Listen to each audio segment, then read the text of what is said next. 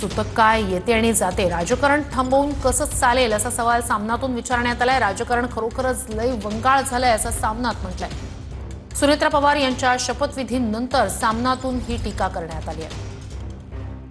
पटेल तटकरेंना विलीनीकरण नको आहे, हा शाह फडणवीसांचा अजेंडा आहे। दादांच्या जाण्यानं पवार कुटुंबात आणि राज्याच्या घडामोडीत गुंता वाढला, गुंता सुटू नये यातच अनेकांचा स्वार्थ आहे। सामनात नेमकं काय म्हटलंय आपण पाहतोय।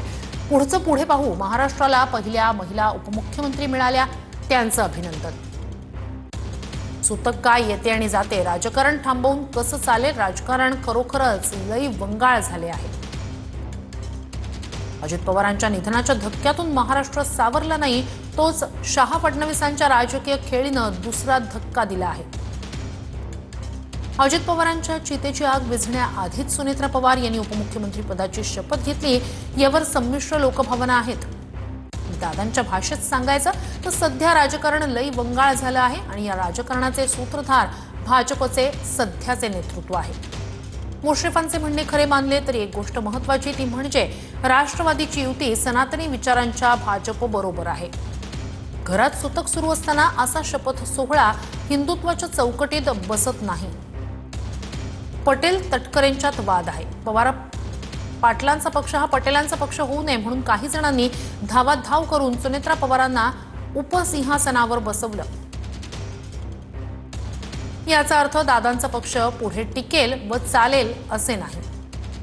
सुनेत्रा पवारांना नावेत चढवल्यानं नाव वादळातून बाहेर पडेल, अर्थात नावेला फडणवीसांचं इंजिनचा रिमोटही त्यांचा आहे। 2029 विधानसभा भाजप 100% स्वबळावर लढणार हे निश्चित आहे। त्याआधी शिंदे दादांच्या पक्षातील अनेक आमदार भाजपमध्ये जातील, त्यावेळीच सुनेत्रा पवारांची खरी कसोटी लागेल।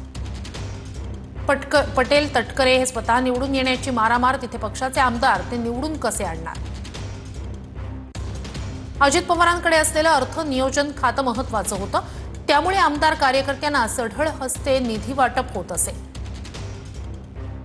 निवडणुकांतही अजित पवारांनी मोठ्या प्रमाणावर खर्च केला, आमदार कार्यकर्त्यांची बरी वाईट कामं केली। सुनेत्रा पवार हे कसं हाताळतात ते पाहावं लागेल। खिडकी उघडली की हवेबरोबर विषारी कीटकही आत येतात, याचाही अनुभव त्या घेतील। कदाचित त्या गुंगी गुडिया न बनता प्रभावीपणे काम करतील, तेव्हा पटेल तटकरे भुजबळांची अडचण होईल। सुनेत्रा पवार म्हणजे दादा नाहीत, दादांना पवारांविषयी आदर ओलावा होता, त्यातून विलीनीकरणाची चर्चा प्रक्रिया सुरू झाली।